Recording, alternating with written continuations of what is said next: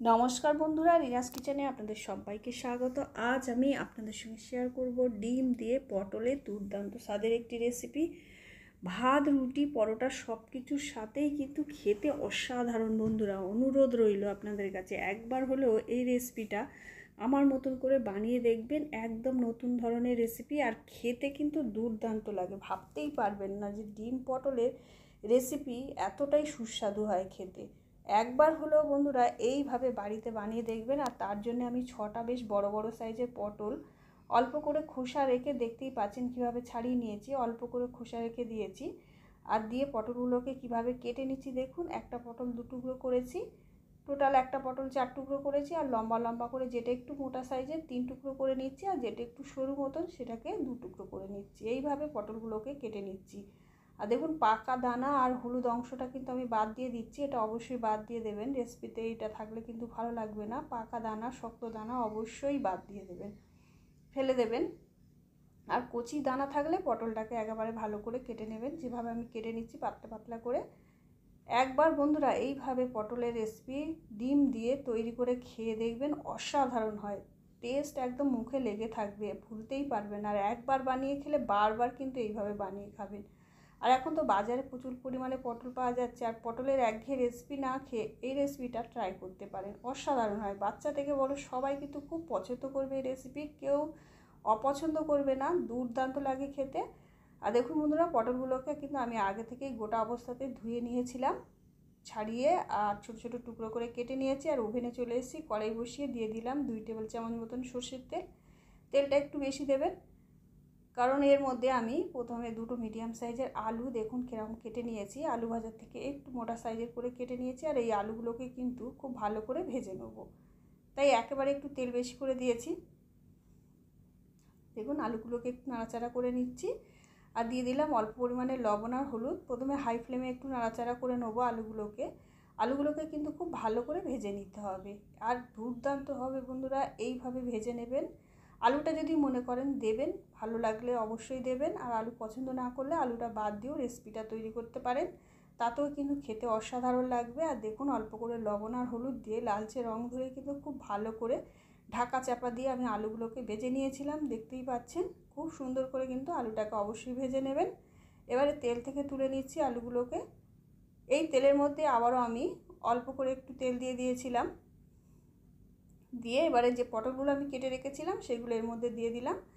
এই পটলগুলোকে কিন্তু একটু সময় নিয়ে ভালো করে লালচে রং ধরিয়ে আলুর মতন ভেজে নিতে হবে। প্রথমে হাই ফ্লেমে কিছুক্ষণ নাড়াচাড়া করে নেব। আর এর মধ্যে অল্প করে লবণ আর হলুদ আমি দিয়ে দিচ্ছি। দিয়ে সুন্দর করে কিন্তু পটলটাকে অবশ্যই ভালো করে ভেজে নিতে হবে, একটু যেন কাঁচা ভাব না থাকে। একদম লালচে রং ধরিয়ে ঢাকা চাপা দিয়ে কিন্তু আমি পটলগুলোকে খুব ভালো করে ভেজে নিয়েছিলাম। দেখতেই পাচ্ছেন কালারটা একদম চেঞ্জ হয়ে গেছে। এইভাবে প্রথমে হাই ফ্লেমে, তারপরে লো ফ্লেমে কিছুক্ষণ নাড়াচাড়া করে খুব ভালো করে ভেজে নিয়েছিলাম। তবে ঢাকা দিয়ে খুব বেশি সময় রাখবেন না, তাহলে কিন্তু পুড়ে যাওয়ার সম্ভাবনা থাকবে। অল্প করে সময় দিয়ে ঢাকা দিয়ে খুব ভালো করে ভেজে নিতে হবে। দেখতেই পাচ্ছেন পটলগুলো সুন্দর করে ভেজে নিয়ে তুলে নিলাম কড়াই থেকে। আবারও কড়াইয়ের মধ্যে দিয়ে দিলাম 2 চামচ মতন সর্ষের তেল। যেহেতু বেশি করে তেল দিয়ে ভেজেছি, তাই 2 চামচ মতন তেল দিলাম আমি। এবারে দিয়ে দিলাম হাফ চামচ জিরে, গোটা জিরে ফোড়ন হিসাবে। আর একটা মিডিয়াম সাইজের পেঁয়াজ আমি কুচিয়ে নিয়েছিলাম, সেটার মধ্যে দিয়ে দিলাম। খুব সুন্দর করে পেঁয়াজটাকে কিন্তু ভেজে নিতে হবে লালচে রং ধরিয়ে। আর তেলটা আপনারা আপনাদের পছন্দ মতন ব্যবহার করবেন, কম বেশি করে নিতে পারেন। দেখুন, পেঁয়াজগুলোকে কিন্তু আমি খুব ভালো করে ভেজে নিয়েছি। এবারে 1 টেবিল চামচ মতন আদা রসুন বাটা আমি দিয়ে দিলাম। আদা রসুন বাটা দিয়ে আবারও খুব ভালো করে কিন্তু কষিয়ে নিতে হবে, যাতে রসুনের কাঁচা গন্ধটা না থাকে। একদমই খুব ভালো করে কিন্তু একটু সময় নিয়ে কষিয়ে নিতে হবে। দেখতেই পাচ্ছেন এইভাবে ভালো করে কিছুক্ষণ কষিয়ে নেব। কষিয়ে নেবার পর দিয়ে দিচ্ছি একটা মিডিয়াম সাইজের টমেটোর পেস্টও আপনারা চাইলে ব্যবহার করতে পারেন। টমেটোটা দিয়ে আবারও আমি খুব ভালো করে কিন্তু ভেজে নেব। কিছুক্ষণ এইভাবে ভালো করে কষিয়ে নিতে হবে।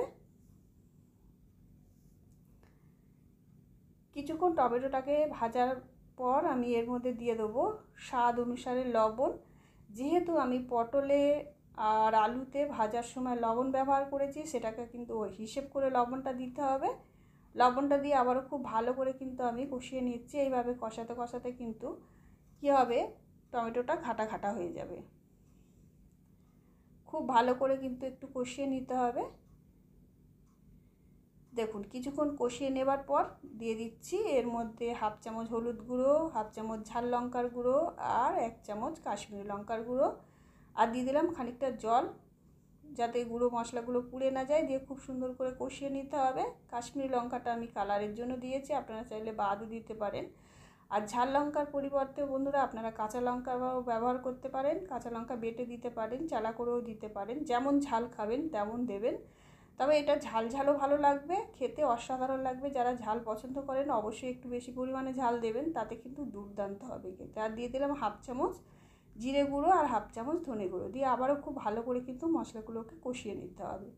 প্রয়োজনে একটু জল দেবেন যাতে গুঁড়ো মশলাগুলো পুড়ে না যায়। দেখুন মশলাগুলো খুব ভালো করে কষিয়ে নিয়েছি। এবার আমি উঠিয়ে নিচ্ছি কড়াই থেকে।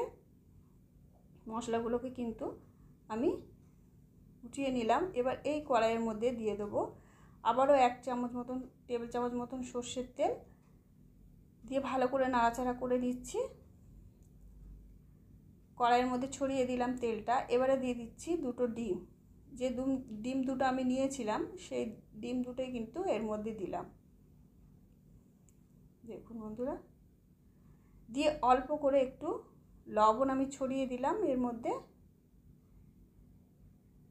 লবণটা দিয়ে ভালো করে একটু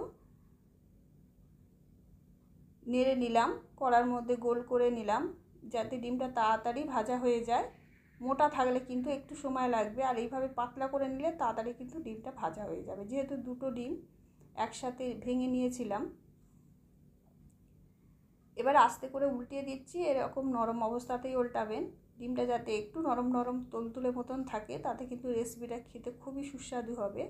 ডিমটা যাতে শক্ত না হয়ে যায়, এইরকম নরম তুলতুলে থাকলে অসাধারণ লাগবে খেতে রেসিপিটা। দেখুন আস্তে আস্তে করে নাড়াচাড়া করে কিন্তু ডিমটাকে আমি উল্টিয়ে নিলাম। আর এবারে আস্তে করে একটু ভেঙে দিচ্ছি, খুন্তি দিয়ে ছোট ছোট টুকরো করে নিচ্ছি। খুব বেশিক্ষণ কিন্তু ভাজবো না, এইভাবে একটুখানি নাড়াচাড়া করে নেব ডিমটা, যাতে কাঁচা গন্ধটা না থাকে। এবারে যে মশলা, আলু আর পটল আমি ভেজে রেখেছিলাম, উঠিয়ে রেখেছিলাম, সেগুলো কিন্তু একই সঙ্গে এই ডিমের উপরে দিয়ে দিলাম। দিয়ে সমস্ত কিছু একসাথে খুব ভালো করে কিন্তু কষিয়ে নিতে হবে। দেখতেই পাচ্ছেন এইভাবে খুব সুন্দর করে কষিয়ে নিতে হবে। অবশ্যই ভালো করে কষাবেন। আর বন্ধুরা পটল আলুর পরিমাণ বাড়ালে ডিমের পরিমাণটাও অবশ্যই বাড়িয়ে নেবেন। তবে দুটো মিডিয়াম সাইজের আলু আর 6টা পটল আর দুটো ডিম দিয়ে কিন্তু বেশ অনেকটাই হবে এই রেসিপি।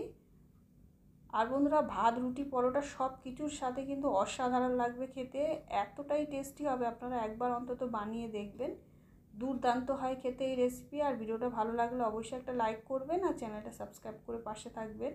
আর এইভাবে ডিম পটলের রেসিপি একবার হলেও বানিয়ে খেয়ে কমেন্টে জানাবেন কেমন লেগেছে রেসিপিটা। আমি আশা রাখছি আপনাদের ভীষণ ভালো লাগবে। অবশ্যই একবার হলেও বাড়িতে বানাবেন। ভালো করে কষিয়ে নিয়েছি আর দিয়ে দিলাম প্রয়োজন মতন গরম জল। অবশ্যই গরম জল দেবেন, নাহলে কিন্তু টেস্টটা খারাপ হয়ে যাবে। যেহেতু খুব সুন্দর করে আমি সব কিছু ভেজে কষিয়ে নিয়েছি, গরম জল দিলে টেস্টটা কিন্তু খুব ভালো থাকবে। ঠান্ডা জল কিন্তু ব্যবহার করবেন না। প্রয়োজন মতন জল দিয়ে দিয়েছি, তবে খুব বেশি জল দেব না, একদম মাখো মাখো হবে রেসিপিটা, তবেই খেতে ভালো লাগবে। এবারে ঢাকা চাপা দিয়ে আমি 5 মিনিট রান্না করে নেব। যেহেতু খুব ভালো করে সব কিছু ভেজে নিয়েছিলাম, 5 মিনিট পরে ফিরে এসেছি। দেখুন 5 মিনিটে কিন্তু দেখুন জলটা কিন্তু অনেকটাই টেনে নিয়েছে।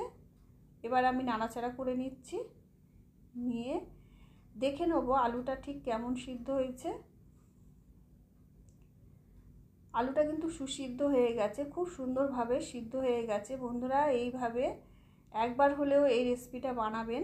আর দিয়ে দিচ্ছি অল্প করে গরম মশলা ছড়িয়ে। আর যারা মিষ্টি পছন্দ করেন তারা অবশ্যই একটু চিনি দেবেন, মিষ্টি মিষ্টি হলেও খেতে ভালো লাগবে। আর যারা ঝাল পছন্দ করেন একটু ঝালের পরিমাণটা বেশি দেবেন, দুর্দান্ত লাগবে বন্ধুরা।